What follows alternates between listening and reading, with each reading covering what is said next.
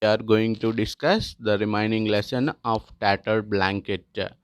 Finally, we can find that a bald, fat, middle-aged man is the nothing but the son of the old woman and the brother of Kamala. And Gopi has come to his house, his home, because there was a meeting in Tiruvananthapuram, and on the way he just dropped on his way back, and the old woman also inquired who is that man, and old Amma maybe maybe thought that he may be a thief. So that man said, I am Gopi, and there is a irritation in the voice of Kamala also, because it is a sudden and unexpected visit of Gopi, and Amma is so scared. Amma is so scared because she might be she might thinking she might have thought about that there was a stranger or a thief coming into the house. And the man also said, Amma, it's Gopi, he said again. And Gopi bent down and brought his face to her wrinkled cheeks, and also said that, Amma, it's me. Gopi? Kamala, I can't believe it. Has his school closed for vacation? And the world mother questioned Kamala that how Gopi has come. Has his school closed for vacation? And Amma is often like this in these days. She doesn't recognize anybody. Then Kamala explained the condition of the world mother to Gopi, that she doesn't recognize anybody. And Gopi's sister explained, but sometimes her memory is quite sharp. But sometimes Amma's memory is quite sharp. Then she asked me if you have sent any letter, and Kamala asked Gopi that if you have sent any letter, I tell her everything is fine with you, Vimala and the kids. And what is the point of telling her that you haven't written any letter for a year? Poor thing. I would not dream of making her unhappy. So after all this explained, Kamala explained the condition, the memory condition and health condition of the old mother, and also she indirectly criticized the attitude of Mr. Gopi, because he did not come for a long time, and also he did not write any letter to the old mother or Kamala. And and Kamala also said that she doesn't want to make the old mother unhappy, and she used to say she used to say that everything is fine with Gopi and Vimala. Here, a new character is introduced. Vimala is district collector Nambiar's daughter and the wife of Gopi.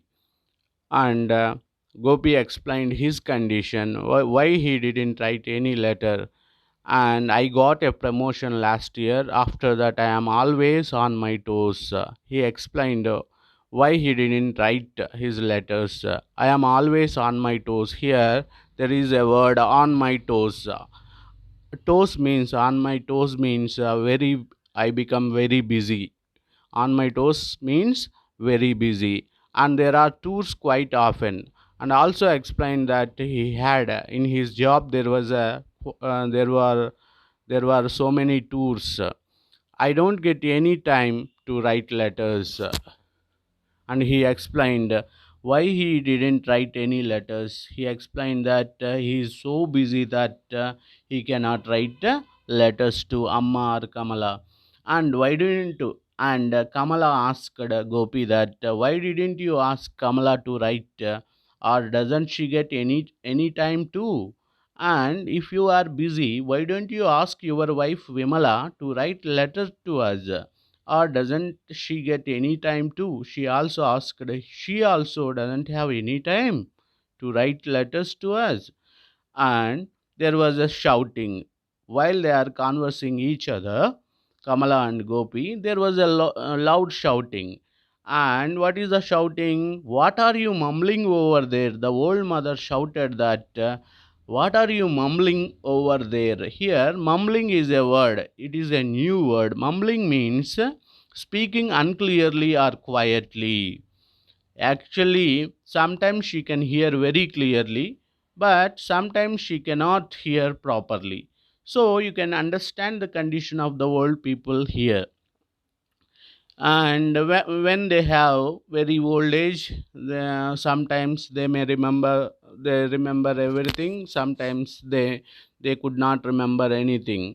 And even though they are talking very loudly, Kamala and Gopi, and she couldn't hear anything, and she thought that they are mumbling. They are mumbling. I heard somebody is in the car. Who is it? And still Gopi's mother could not recognize Gopi, and she also shouted at Kamala that I heard somebody is coming in the car. There was somebody in the car. Who is it? And Kamala said that I told you it is Gopi. Amma, it is Gopi, your son. But Gopi is in Delhi, isn't it? Isn't he? Again, her memories goes back to Gopi's present position. That is, when he is doing something in Delhi, isn't he? Yes, Amma, it's me. I have come from Delhi. And Gopi said that, yes, Amma, it's me, and I have come from Delhi. And again, the old mother could not remember the family of Gopi, and who did Gopi marry? And again she is asking about his own son and daughter-in law.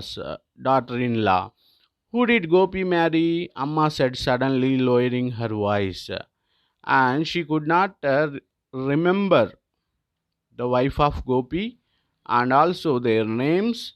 And also she asked, actually she made him marry, but and she could not recognize or remember the daughter-in-law of her daughter-in-law.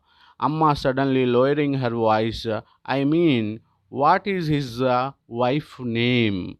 And she could not recognize or remember the Gopi's wife name. Don't you don't say you have forgotten her name too. Don't you remember? Vimala, district collector Nambiar's eldest daughter.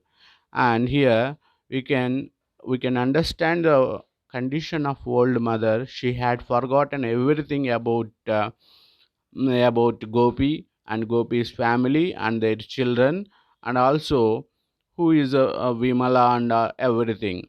Oh, I forgot the name.